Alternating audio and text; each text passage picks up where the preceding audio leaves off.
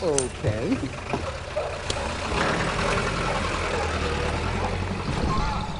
Reason appears to have fallen on hard times. Popular culture plumbs new depths of dump, and political discourse has become a race to the bottom. We're living in an era of scientific creationism, 9/11 conspiracy theories, psychic hotlines, and a resurgence of religious fundamentalism.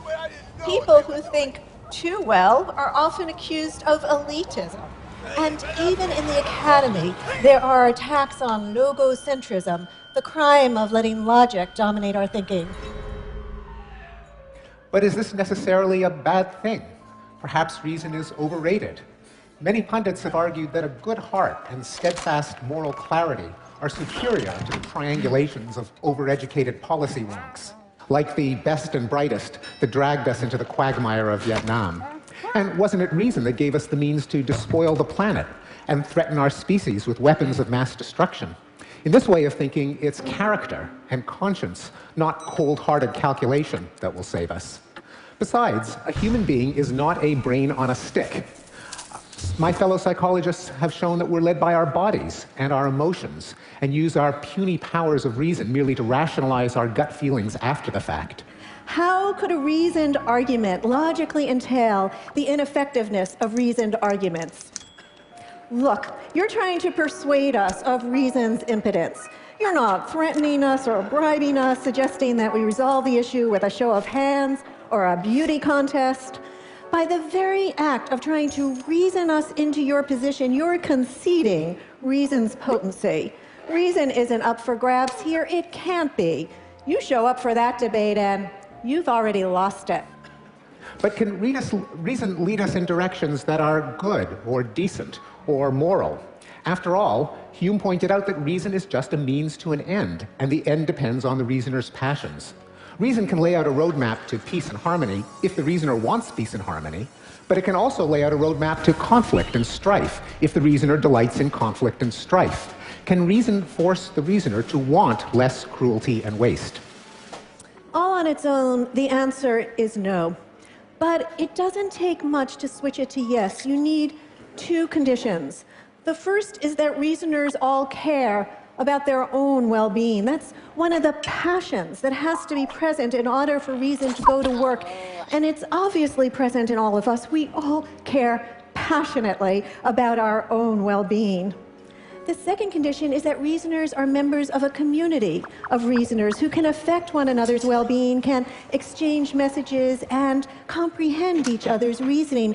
And that's certainly true of our gregarious and loquacious species, well endowed with the instinct for language.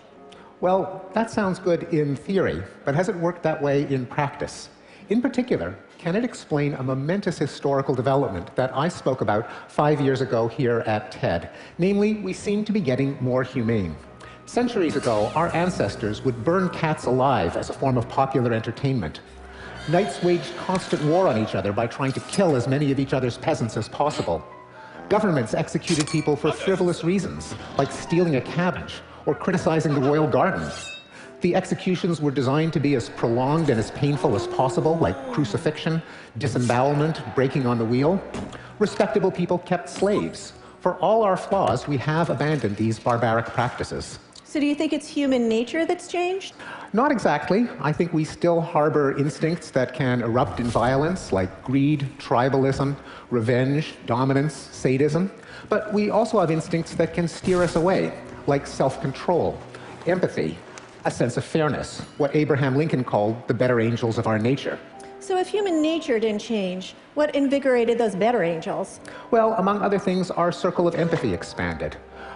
Years ago, our ancestors would feel the pain only of their family and people in their village. But with the expansion of literacy and travel, people started to sympathize with wider and wider circles: the clan, the tribe, the nation, the race, and perhaps eventually all of humanity. Can hard-headed scientists really give so much credit to soft-hearted empathy? They can and do. Neurophysiologists have found neurons in the brain that respond to other people's actions the same way they respond to our own. Empathy emerges early in life, perhaps before the age of 1. Books on empathy have become bestsellers, like The Empathic Civilization and The Age of Empathy. I'm all for empathy. I mean, who isn't? But all on its own, it's a feeble instrument for making moral progress. For one thing, it's innately biased toward blood relations, babies, and warm, fuzzy animals. As far as empathy is concerned, ugly outsiders can go to hell. And even our best attempts to work up sympathy for those who are unconnected with us fall miserably short, a sad truth about human nature that was pointed out by Adam Smith. Let us suppose that the great empire of China was suddenly swallowed up by an earthquake, and let us consider how a man of humanity in Europe would react upon receiving intelligence of this dreadful calamity. He would, I imagine, first of all, express very strongly his sorrow for the misfortune of that unhappy people. He would make many melancholy reflections upon the precariousness of human life, and when all these humane sentiments had been once fairly expressed, he would pursue his business or his pleasure with the same ease and tranquility as if no such accident had happened. If he was to lose his little finger tomorrow, he would not sleep tonight, but provided he never saw them, he would snore with the most profound security over the ruin of 100 million of his brethren. But if empathy wasn't enough to make us more humane, what else was there? Wait, you didn't mention what might be one of our most effective better angels, reason. Reason has muscle. It's reason that provides the push to widen that circle of empathy. Every one of the humanitarian developments that you mentioned originated with thinkers who gave reasons for why some practice was indefensible. They demonstrated that the way people treated some particular group of others was logically inconsistent with the way they insisted on being treated themselves. Are you saying that reason can actually change people's minds? Don't people just stick with whatever conviction serves their interests or conforms to the culture that they grew up in? Here's a fascinating fact about us. Contradictions bother us, at least when we're forced to confront them, which is just another way of saying that we are susceptible to reason. And if you look at the history of moral progress, you can trace a direct pathway from reasoned arguments to changes in the way that we actually feel. Time and again, a thinker would lay out an argument as to why some practice was indefensible, irrational, inconsistent with values already held. Their essay would go viral, get translated into many languages, get debated at pubs and coffee houses, at salons, and at dinner parties, and influence leaders, legislators, popular opinion. Eventually, their conclusions get absorbed into the common sense of decency, erasing the tracks of the original argument that had gotten us there.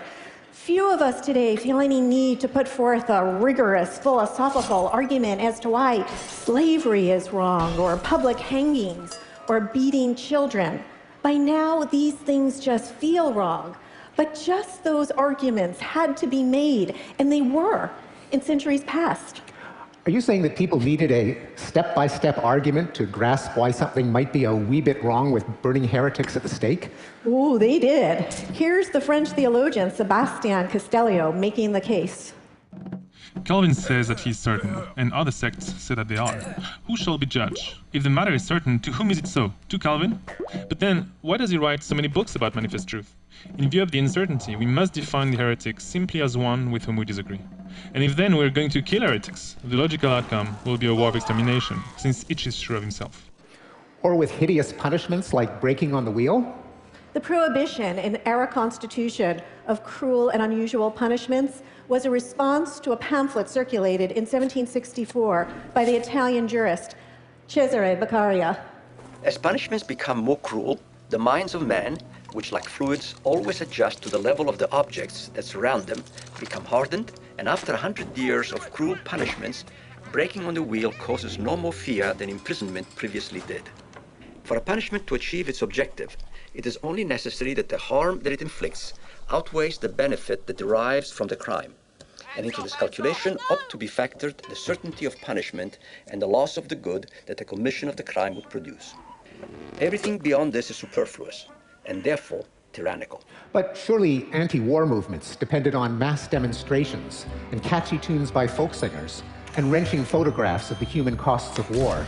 No doubt, but modern anti-war movements reach back to a long chain of thinkers who had argued as to why we ought to mobilize our emotions against war, such as the father of modernity, Erasmus. The advantages derived from peace diffuse themselves far and wide and reach great numbers. While in war, if anything turns out happily, the advantage redounds only to a few, and those unworthy of reaping it. One man's safety is owing to the destruction of another. One man's prize is derived from the plunder of another. The cause of rejoicings made by one side is to the other a cause of mourning. Whatever is unfortunate in war is severely so indeed, and whatever, on the contrary, is called good fortune is a savage and a cruel good fortune, an ungenerous happiness deriving its existence from another's woe. But everyone knows that the movement to abolish slavery depended on faith and emotion. It was a movement spearheaded by the Quakers, and it only became popular when Harriet Beecher Stowe's novel, Uncle Tom's Cabin, became a bestseller. But the ball got rolling a century before. John Locke bucked the tide of millennia that had regarded the practice as perfectly natural.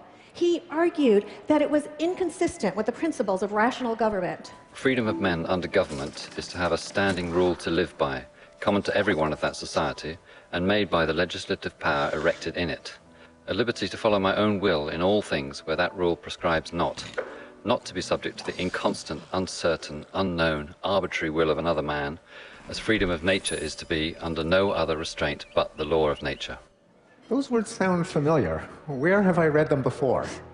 Ah, yes.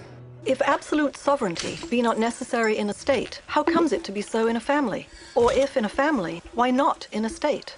Since no reason can be alleged for the one that will not hold more strongly for the other, if all men are born free, how is it that all women are born slaves? As they must be, if the being subjected to the inconstant, uncertain, unknown, arbitrary will of men be the perfect condition of slavery. That sort of co-option is all in the job description of reason.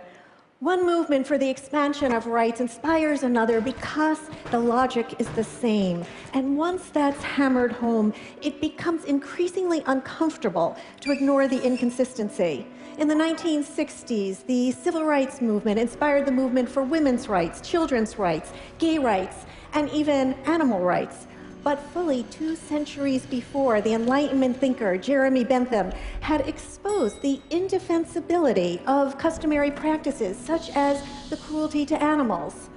The question is not, can they reason, nor can they talk, but can they suffer? And the persecution of homosexuals. As to any primary mischief, it's evident that it produces no pain in anyone. On the contrary, it produces pleasure. The partners are both willing. If either of them be unwilling, the act is an offence totally different in its nature of effects. It's a personal injury. It's a kind of rape. As to any danger exclusive of pain, the danger, if any, must consist in the tendency of the example. But what is the tendency of this example? To dispose others to engage in the same practices. But this practice produces not pain of any kind to anyone. Still, in every case, it took at least a century for the arguments of these great thinkers to trickle down and infiltrate the population as a whole. Kind of makes you wonder about our own time. Are there practices that we engage in where the arguments against them are there for all to see, but nonetheless we persist in them? When our great-grandchildren look back at us, will they be as appalled by some of our practices as we are by our slave-owning, heretic-burning, wife-beating, gay-bashing ancestors? I'm sure everyone here can think of an example. I opt for the mistreatment of animals in factory farms. The imprisonment of nonviolent drug offenders and the toleration of rape in our nation's prisons. Scrimping on donations to life-saving charities in the developing world. The possession of nuclear weapons. The appeal to religion to justify the otherwise unjustifiable, such as the ban on contraception. What about religious faith in general? I'm not holding my breath. Still, I have become convinced that reason is the better angel that deserves the greatest credit for the moral progress our species has enjoyed, and that holds out the greatest hope for continuing moral progress in the future. And if, our friends, you detect a flaw in this argument, just remember, you'll be depending on reason to point it out. Thank you. Thank you. Thanks so much. Thank you.